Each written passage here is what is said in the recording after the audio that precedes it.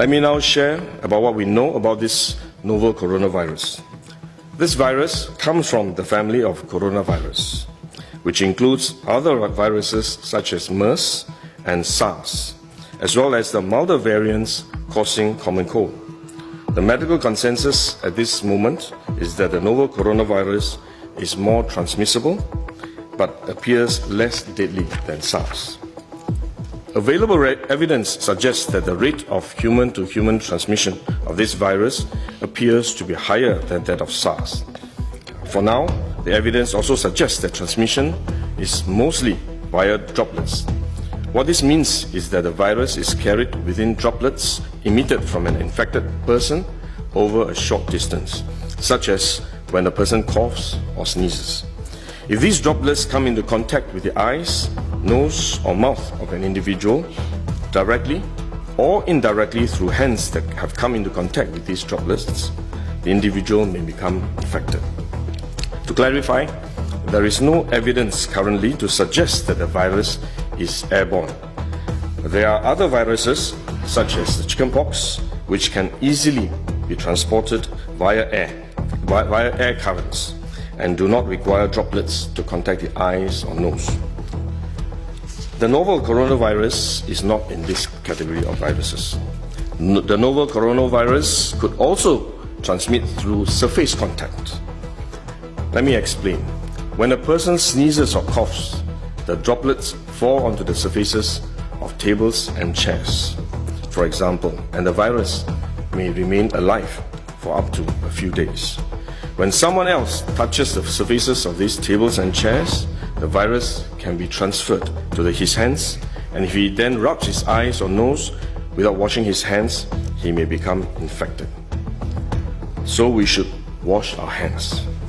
This is also why we only quarantine the close contacts of confirmed cases. For more transient contacts, such as individuals that the confirmed cases may have walked past in malls or hotels, the risk of transmission is low. For coronavirus generally, the person is most infectious when he is displaying symptoms, or what you call symptomatic. There is evidence of limited spread from a person without symptoms during the incubation period. However, this form of transmission may be uncommon and has so far involved isolated cases only. At this point, the evidence still points towards higher transmissibility when the person is displaying symptoms. As such, medical professionals, both overseas and in Singapore, have advised that the most effective way that we can protect ourselves is to practice good personal hygiene. We should regularly wash our hands with soap and water and avoid touching our face with our hands. These may sound simple, but actually they're very difficult to do because all of us touch our face all the time, but are actually very effective in preventing all kinds of infection.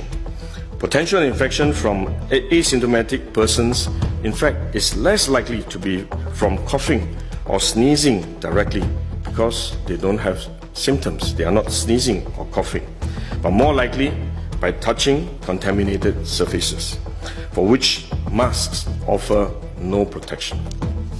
Wearing a mask when we are well often gives us a false sense of security instead, and we are more likely to touch our faces when we constantly adjust our masks, which is one way the disease spreads.